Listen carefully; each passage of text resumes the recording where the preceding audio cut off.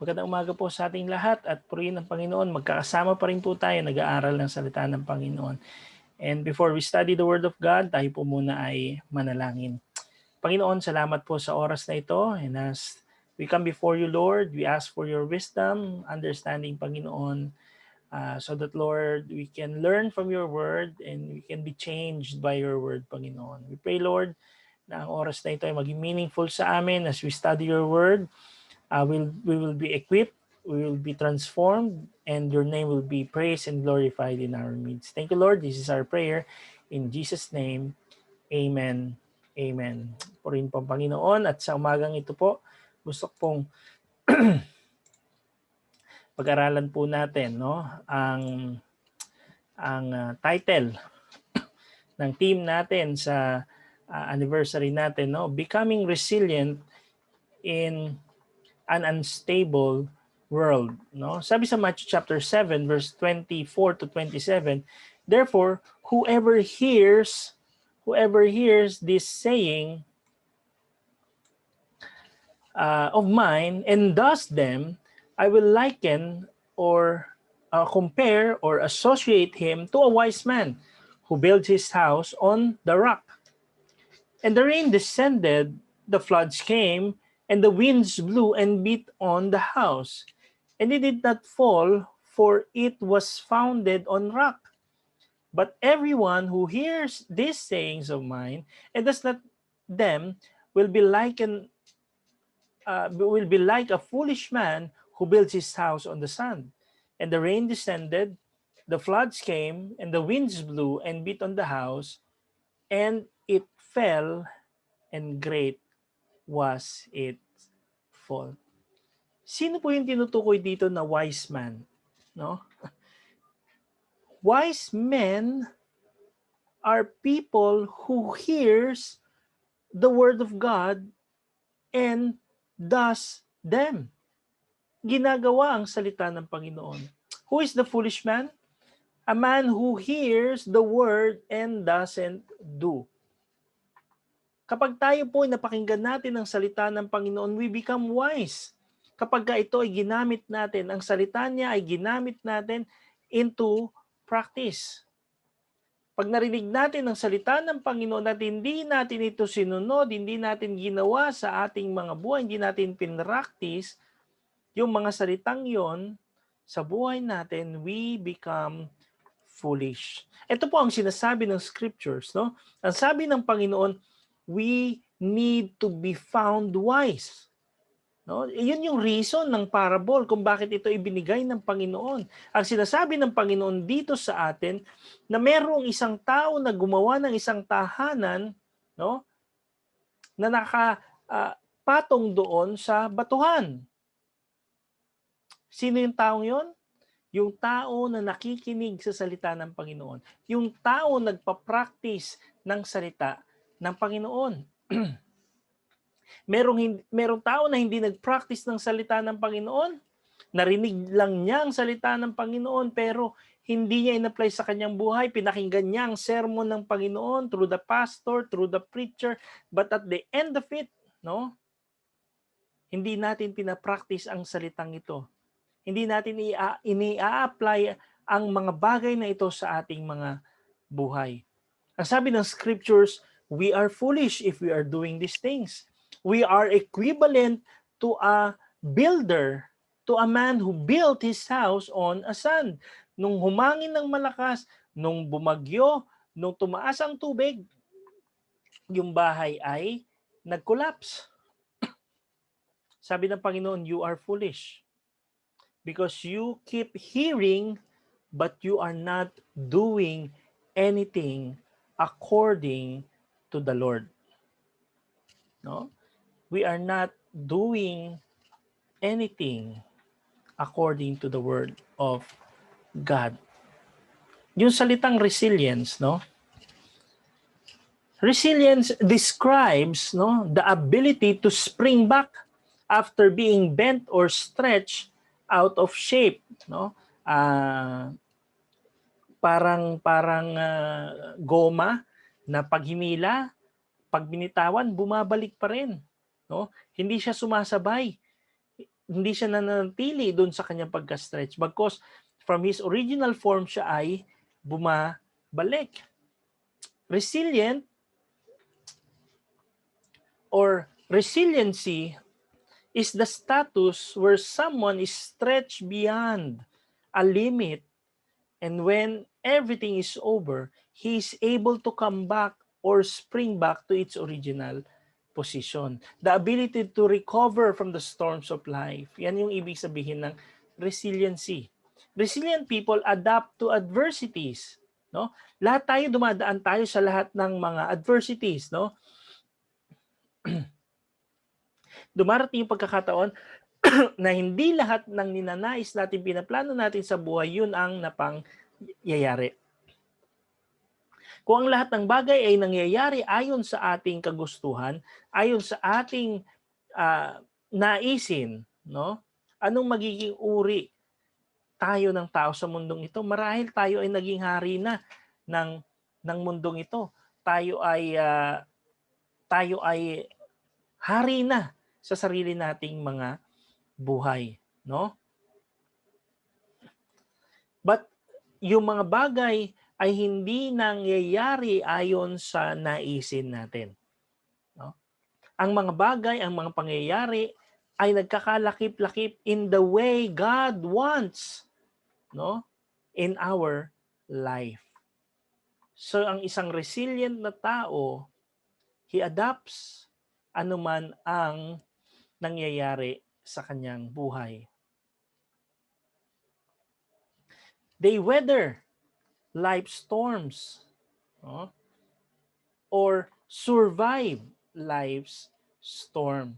Most of the time, no, ang isang resilient na tao, pag tinamaan siya ng maraming situation sa kanyang buhay, bumabagsak siya, pero siya ay nakakabangon muli. At sa kanyang pagbangon, siya ay mas nagiging matibay, siya ay mas magiging matatag. Alam natin yung bamboo tree, no? Nung nakaraan, bagyo, they have been battered by the winds, storms, di ba? And nabibent sila, pero hindi sila napuputol. And after the storm, no, has passed, siya ay nakakabangon at nakakabawi muli. This is what is resiliency. And God expects that character in our lives. God wants to develop that resilience in us so that we will be able to handle any adverse situation in our lives, no? Dito ang Panginoon ay nagsasalita patungkol sa isang bahay, no? Na inulan, binagyo, tinamaan ng flood, binayo ng malalakas na mga hangin, binayo ng malalakas na mga bagyo. Pero ang tahanan na ito, ang bahay na ito ay nanatiling nakatindig. This house was resilient enough to withstand all the storms that it could face in its life. And God is asking us, are we able to withstand the life storms that are blowing in our life? No? Yung mga bagay na nangyayari sa ating mga buhay, or gusto lang ba natin na talagang manahimik na lang, no?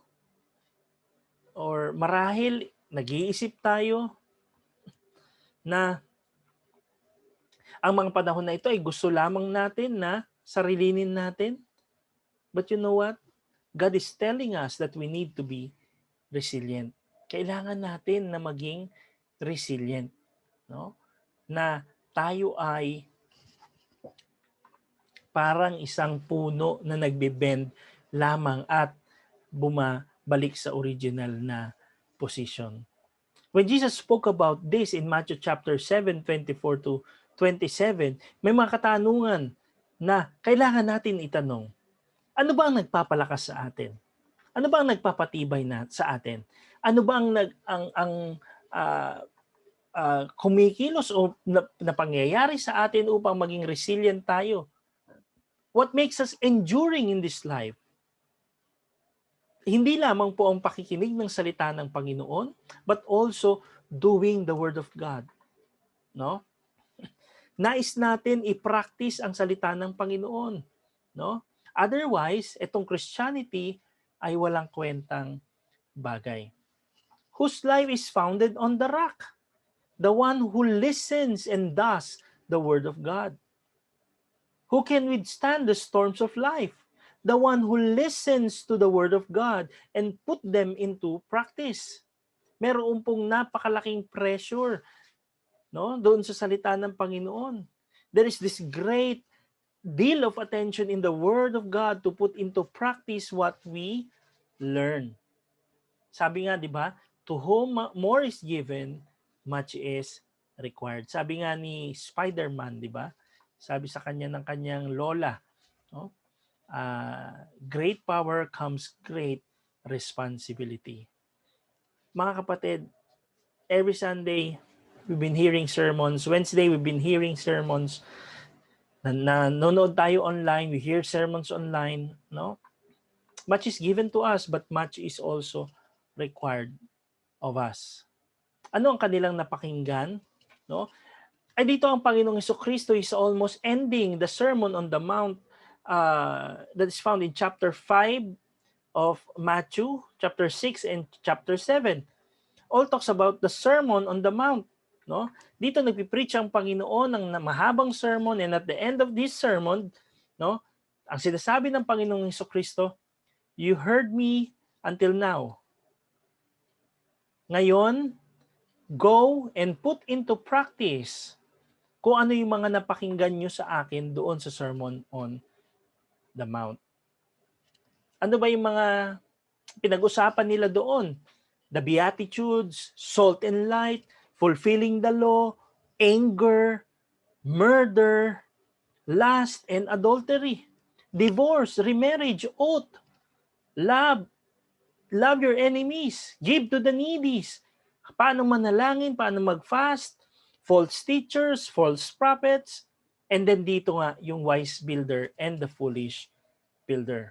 Napakinggan na nila ang maraming bagay patungkol sa Panginoong Jesucristo. And now, ang nais ng Panginoon, i-practice nila ang mga bagay na ito. Resilience is the ability of an object to spring back to its original shape, no? Withstanding all the difficult situation in life.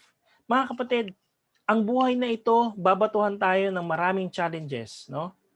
Yung storms darating sa ating mga buhay. And we can never stop. If our house, no, is built on the sand, it is gonna collapse, no? Kung ang tahanan natin ay gawa, no, sa isang sand, magigiba at magigiba ito. Pero kung ang tahanan natin ay nakapatong sa isang matibay na bato, matindi ang kanyang pundasyon, pag humangin ng napakalakas, ito'y makakatindig pa rin. No? Gagalaw man ito, pero ito ay mananatiling matatag. Yan po yung tinatawag na resiliency. Paano ba tayo magiging resilient dito sa ating kapanahunan? Napakahirap po, di ba? Pero merong ilang mga bagay ang ating matututunan po sa ating pag-aaral na ito. Unang-una, alamin natin kung ano ang ating situation, no? Ano ba ang ating sitwasyon? Upang sa gayon magawa natin sa ating mga buhay in order for us to build that ability para tayo ay makabalik sa ating original position, kailangan natin maging aware, no? Imagine, yung isang soldier, no, yung isang sundalo na nandoon sa battlefront, marahil siya ay humaharap sa napakaraming unexpected situation sa kanyang buhay, no, doon sa kanyang operation.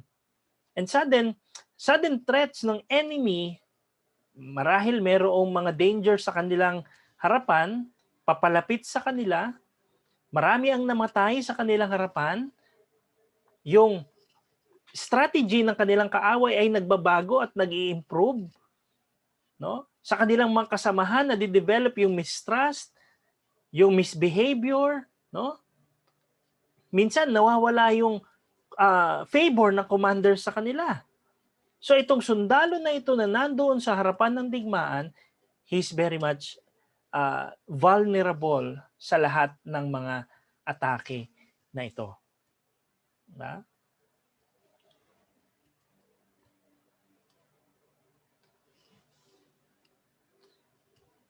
Napakatindi ng mga bagay na ito.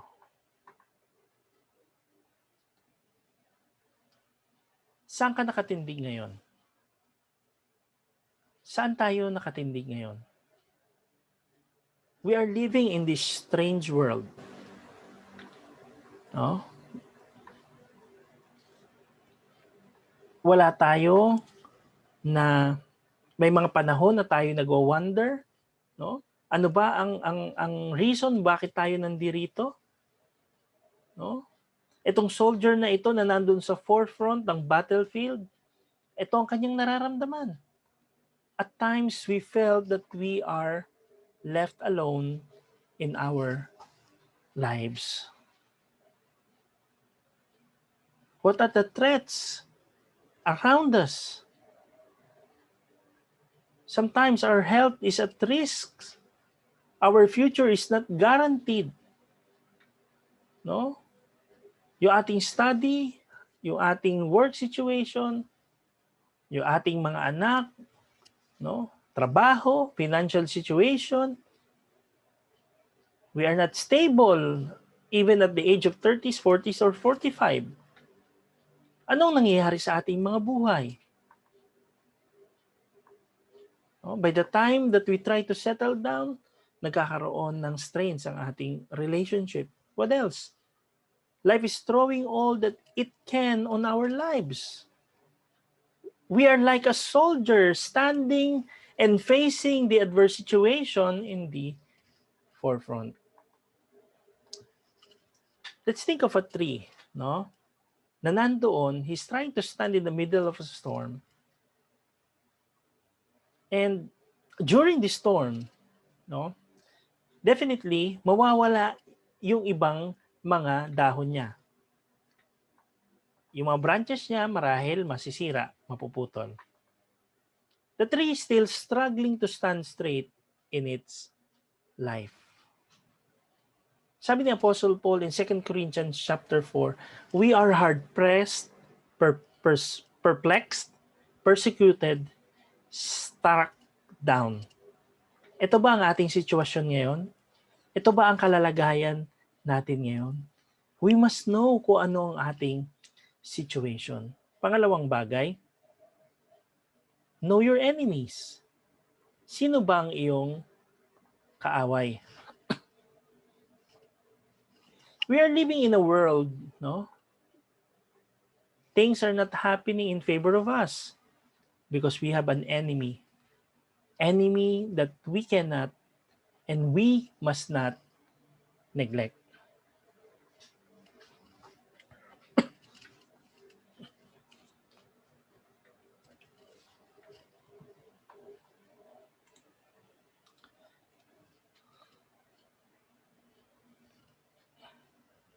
Sometimes in the course of our life, we need to alter our ways in order to survive in this world. No? Tayo po, meron tayong mga plano sa buhay natin.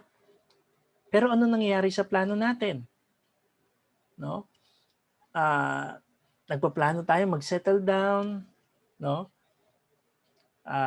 Ayusin natin ang ating buhay. May mga plano tayo, talagang nakaayos yung mga plano natin. Pero anong nangyayari after? Diba? Sometimes we are called to quickly adjust to our situation para lang tayo makasurvive dito sa mundong ito. Just like what happened to us. We have lots of plans this year, pero biglang nagkaroon ng pandemic. Diba? 9 months, almost 9 months ng buhay natin ay nanatili lang tayo sa ating mga tahanan. No? Nanatili lang tayo sa ating mga tahanan. But we need to adjust. We need to cope up for us to be able to survive. Yan ang reason kung bakit sinabi ni Solomon in Proverbs 22 verse 3, a prudent man or a sensible man foresees evil and hides himself, but simple or inexperienced pass on or keep on going and are punished. God is calling us to know the enemy. God is calling us to know the enemy. Para saan? Para malaman natin at para maging resilient tayo. So pag ang enemy lumapit sa atin, no, alam natin kung papaano tayo kikilos, kung papaano natin siya kakalabanin. Sabi sa Ephesians chapter 6 verse 12, for we do not wrestle against the flesh and blood, but against principalities, against powers, against the rulers of the darkness of this age, against spiritual hosts or wickedness in heavenly places. Our fight is not with flesh and blood. There is a power behind. And to become resilient, God wants us to know our enemy. He's trying to do all this to put us down. No? To put us down. Para tayo ay pabagsakin. No? The enemy is trying to put us down. We must know our enemy. Pangatlong bagay, we must keep on building our foundation. The reason the wise man put his foundation on the rock because he knew his enemy. Alam niya yung kanyang kaaway. Ang kaaway niya ay hangin, ang kalaban niya ay baha, ang kalaban niya ay bagyo. Even before yung kanyang bahay ay matayo, no, he knew very well na hindi niya kayang i-build ang kanyang bahay sa sand. He need to build his house on the rock. So he decided to build his house on the rock. Be built on God. No? Be built on God. Yung ating Christian life, no, na tinatry natin i-build sa ating Panginoong Hesukristo has to be built by us. Hindi po ito pwedeng hiramin. Hindi tayo pwedeng manghiram. Sa panahon natin ngayon, we try to borrow. O nanghihiram tayo. Yung sa ating mga kaibigang mga mananampalataya, yung kanilang buhay, gusto nating hiramin. No? We look at the videos, no? Sometimes the way people sing, the way people act, the way people preach, the way people do things, no? We get fantasized by those things. And we try to borrow their life. 'Di ba? Kikita natin 'yan. Napakarami sa panahon natin. TikTok, 'di ba? Ginagaya yung mga sikat, yung mga uso because we want to borrow their life. Gusto natin maging kagaya nila. Pero hindi po ito ang buhay natin. It will not work for us. Etong buhay na ito, it must be built by us. Tayo ang gagawa sa buhay na ito. Sa umagang ito, ang nais ng Panginoon sa atin, nais sabihin sa atin ng Panginoon, no? We need to build our life in Christ.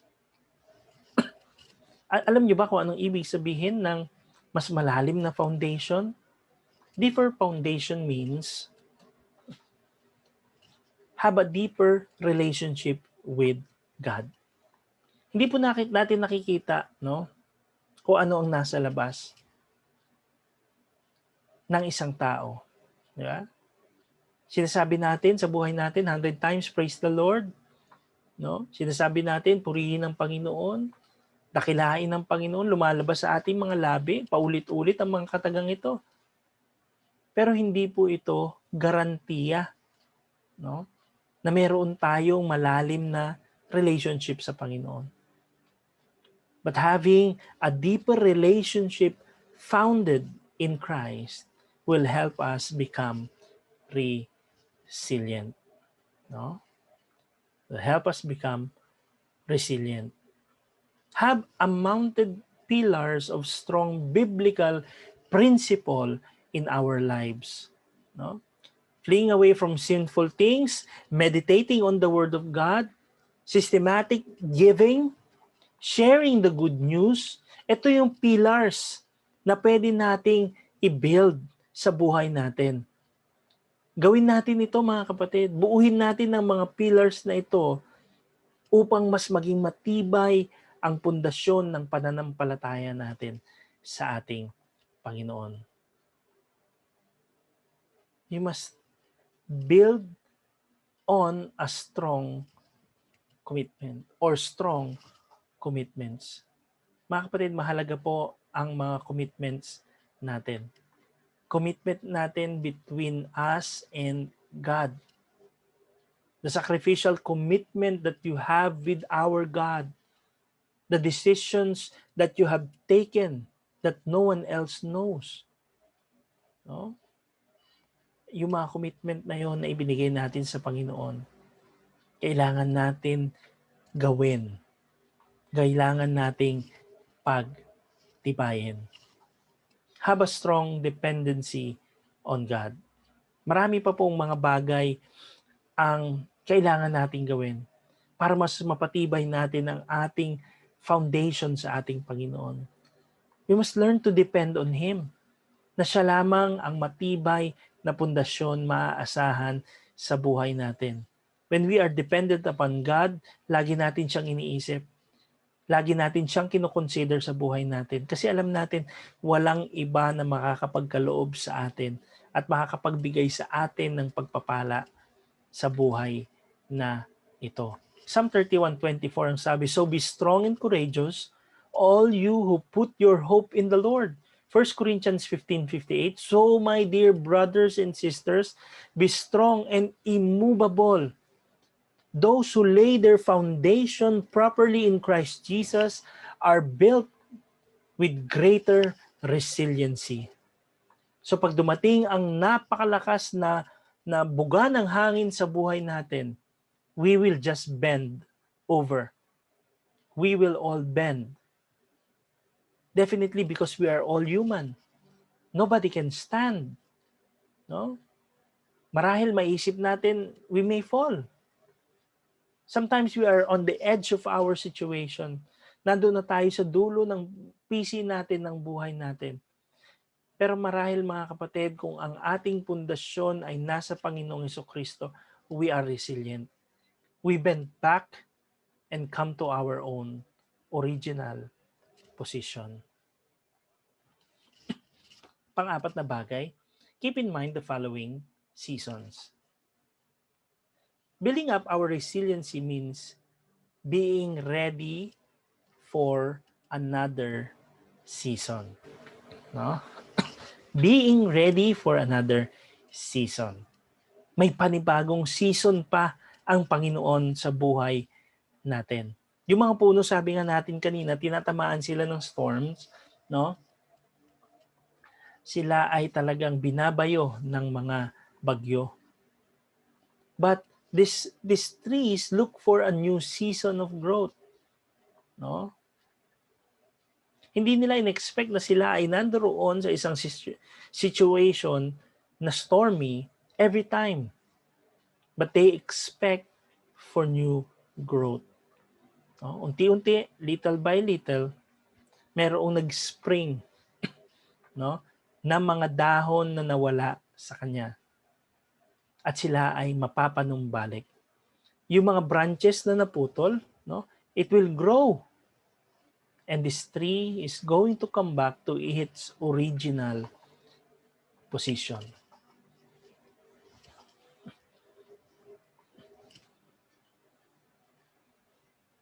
Be ready for another season. That is the expectation of the child of God. It's not that we have gone away from God. It's not we are falling apart. It's not that we are disintegrated. God will bring us back. So kailangan natin maging ready and prepare para sa bagay na yan. Mga kapatid, God is preparing us for another season.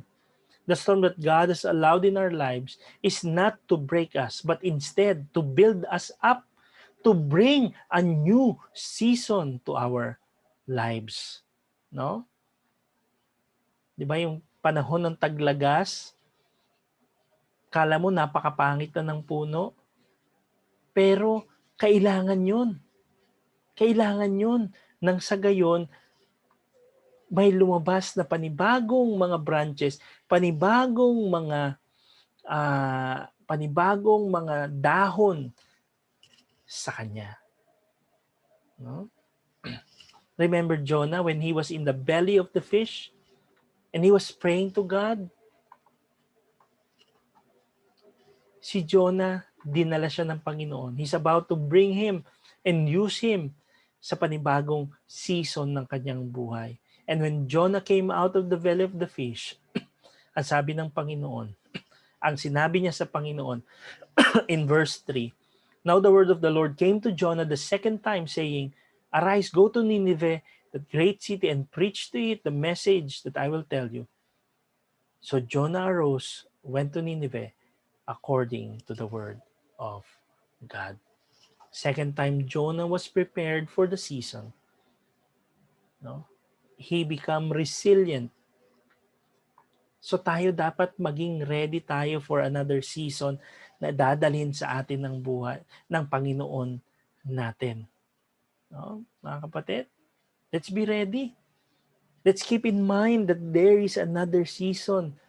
This part of our life may be closing, this season of our life may be closing, but we must always remember God is bringing another season sa buhay natin.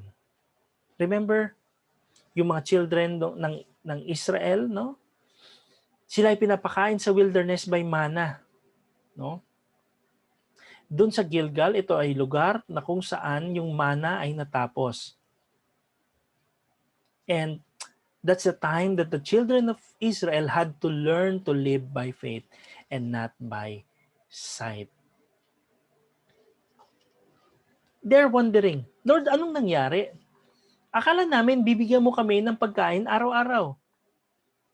But suddenly, bakit naputol yung mana? Bakit naputol yung supply ng pagkain sa amin? Minsan iniisip natin, Lord, no? Akala ko ang work na ito ay binigay niyo sa akin. No? Bakit pinutol mo? Lord, akala ko ang bagay na ito ay para sa akin. Bakit mo pinutol ito? Akala ko, Lord, ikaw ang nangangalaga sa akin.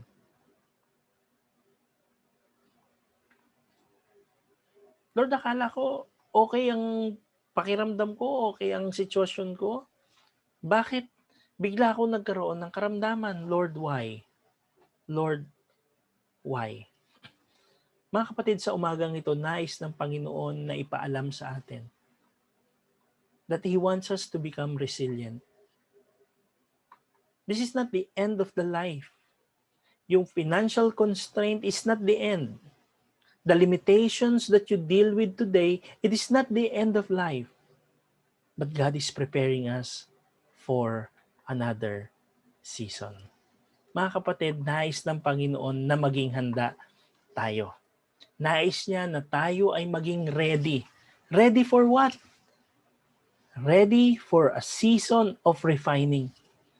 Ready for a season of purification. Sinasala tayo ng Panginoon. No? Tinatanggal ng Panginoon yung impurities natin. Ginagawa niya tayong dalisay sa kanyang harapan. For what? For a season of abundance. No? Maging ready tayo, mga kapatid. Dahil nandiyan yung season na ihanda ng Panginoon sa atin na kung saan pagpapalain niya tayo siksik, liglig at nag-uumapaw. God wants you to be ready for a new season of new beginnings sa buhay natin. The end of the chapter or yung chapter may end sa buhay natin, may portion ng buhay natin na natapos, pero may new beginning na ni-ready ang Panginoon sa atin. Mga kapatid, no? A new season of new challenges ay ibinigay din sa atin ng Panginoon. Patapos na ang 2020 at nandito na naman ang 2021. Nakahinga tayo dahil unti-unti nagiging ready na tayo or patapos na ang quarantine, no? Masaya tayo. Natapos na natin ang isang taon. Patapos na natin ang isang taon. But we must be ready because this season that is coming, no? There are new challenges na darating sa atin. And we must be very happy because we know in the midst of all these challenges na darating sa atin, we have a God who is there. A God who is listening to us. A God who is answering all our prayers. And it all boils down with our relationship with Him. The more we know Him, the more we are dependent on Him. Mga kapatid, no? Paano tayo magiging resilient sa buhay na ito, no? Alamin natin, no? Alamin natin mga kapatid kung ano ang sitwasyon natin. Alamin natin kung sino ang kaaway natin.